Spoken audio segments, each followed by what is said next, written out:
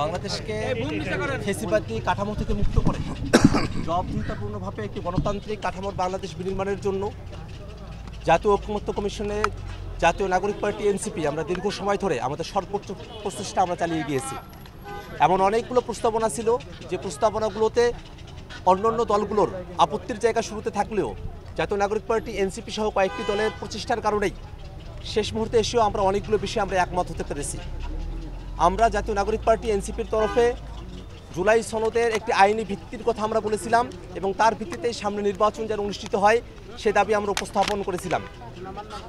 দীর্ঘ সময় ধরে জুলাই সনদ বাস্তবায়নের বিষয় নিয়ে ঐকমত্য কমিশনে আমরা আলোচনা করেছি।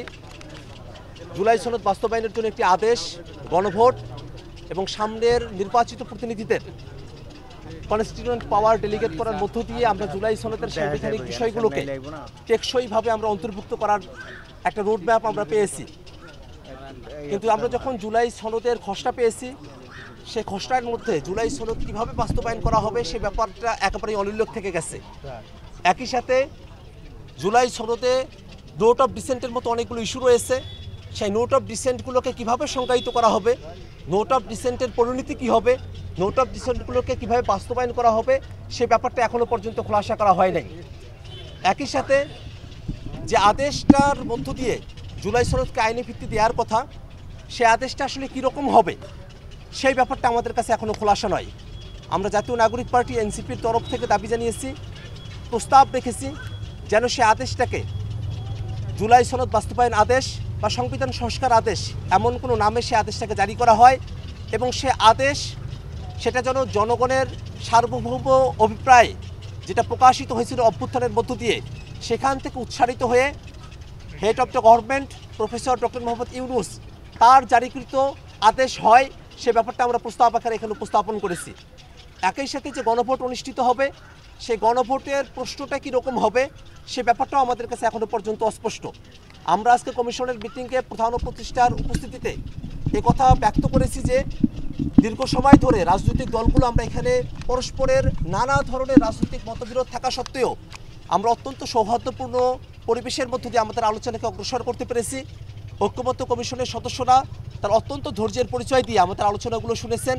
আমরা একটা পরিণতির দিকে অগ্রসর হচ্ছি, এই কারণে রাজনৈতিক দলসমূহ, ঐকমত্য কমিশন এবং প্রধান উপদেষ্টাকে আমরা ধন্যবাদ জানাই। কিন্তু একই সাথে একেবারে শেষ মুহূর্তে কিছু শঙ্কা আমাদেরকে দাঁড়িয়ে বেরোচ্ছে। বিশেষত বাস্তবায়নের বিষয়টা কীরকমভাবে সম্পাদিত হবে সে বিষয়টাকে জাতির কাছে খোলাসা না করে, জাতির কাছে বাস্তবায়নের বিষয়টাকে পরিষ্কার না করে জুলাই সনদকে কার্যকরভাবে বাস্তবায়ন করা, সেটাকে টেকসই রূপ প্রদান করা সম্ভব নয় বলে আমাদের কাছে মনে হয়।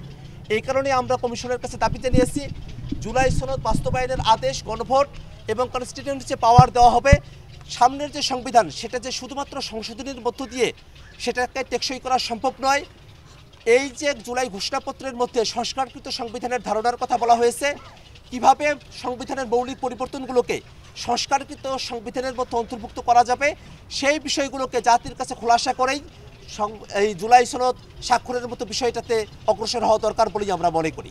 17 তারিখ একটা হচ্ছে নোট অফ ডিসেন্ট সহ কি আপনারা নোট অফ ডিসেন্ট সহ কি আপনারা এটা স্বাক্ষর করবেন? এক নম্বর। দুই নম্বর হচ্ছে আপনারা এই যে সংবিধান অধ্যাদেশ জারির কথা বলছেন সেটার ব্যাপারে আপনারা কি মত, মানে কি ইয়েতে আছেন, মানে কোন পর্যায়ে আছে? রাজনৈতিক দলগুলো আমরা জুলাই সনদের আইনি ভিত্তি দেওয়ার ব্যাপারে একমত হয়েছি।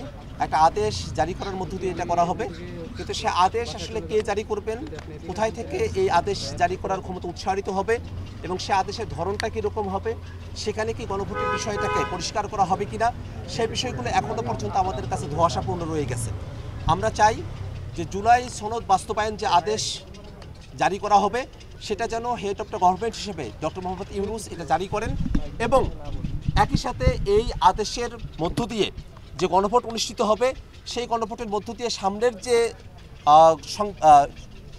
সংসদ হবে সেখানে যে প্রতিনিধিরা আসবেন তারা যেন কনস্টিটিউয়েন্ট পাওয়ার পেয়ে সংবিধান শুধু সংশোধনের মধ্য দিয়ে এটাকে যেহেতু টেকসই করা সম্ভবপর নয়, এটা যেন একটা সংস্কারকৃত সংবিধান, আমরা যেন 2026-এর ছাত্র জনতার আত্মত্যাগের বিনিময়ে নতুন একটা বেসমেন্ট এই সংবিধানে আমরা অন্তর্ভুক্ত করতে পারি সেই দাবি আমরা ঐকমত্য কমিশনের কাছে উপস্থাপন করেছি।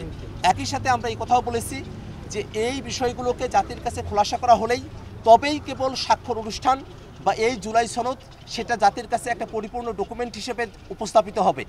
যদি জুলাই সনদ বাস্তবায়নের বিষয়গুলো জাতির কাছে অস্পষ্ট থাকে তাহলে জুলাই সনদ স্বাক্ষরের মধ্য দিয়ে আমরা যে অর্জনটা করতে চাই সেটাকে অর্জন হিসেবে সামনের দিকে প্রাপ্ত হওয়া অনিশ্চিত থেকে যাবে।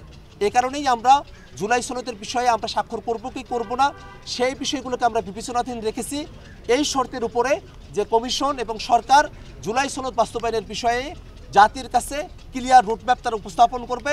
আদেশের বিষয় কী হবে, গণভোটের প্রশ্নের ধরন কী হবে এবং সামনের সংবিধানে অন্তর্ভুক্ত করার প্রক্রিয়া কী হবে সেই বিষয়গুলো খোলাসা করার মধ্য দিয়েই আমরা জুলাই সনদে স্বাক্ষর করার পরামর্শ দিয়েছেন। আর তো সময় নাই, আপনারা কখন সিদ্ধান্ত নেবেন? আমরা সময় যদিও অল্প কিন্তু আমরা মনে করি এটা শুধুমাত্র রাজনৈতিক সদিচ্ছার ব্যাপার। আমরা জুলাই সনদের আইনি ভিত্তির বিষয়ে যখন আমরা এই প্রস্তাব কমিশনের কাছে উত্থাপন করেছি তখন অনেকগুলো রাজনৈতিক দলের সঙ্গে একমত ছিলেন না, কিন্তু দীর্ঘ 1.5 মাসের আলোচনার মধ্য দিয়ে তারাও কিন্তু শেষমেশ এই সিদ্ধান্তে সে একমত হয়েছেন যে জুলাই সনদের একটা আইনি ভিত্তি দেওয়া প্রয়োজন রয়েছে। সেক্ষেত্রে আমরা তখনও বলেছিলাম যে জুলাই সনদের আইনি ভিত্তি দেওয়ার বিষয়টা একটা রাজনৈতিক সিদ্ধান্তের ব্যাপার, এটা শুধুমাত্র সদিচ্ছার ব্যাপার। তখনই যদি রাজনৈতিক দলগুলো সদিচ্ছা প্রকাশ করতেন তাহলে আমাদের 1.5 মাস অপেক্ষা করতে হতো না। আমরা এখনও মনে করি যদি রাজনৈতিক দলগুলো সদিচ্ছা রাখে এবং সরকার যদি দৃঢ় ভূমিকা পালন করতে পারে গণ অভ্যুত্থানের আকাঙ্ক্ষাকে বাস্তবায়নের ব্যাপারে সরকারের দৃঢ় ভূমিকাই কেবলমাত্র এই সংকট থেকে আমাদেরকে উত্তরণের পথ দেখাতে পারে। Thank you.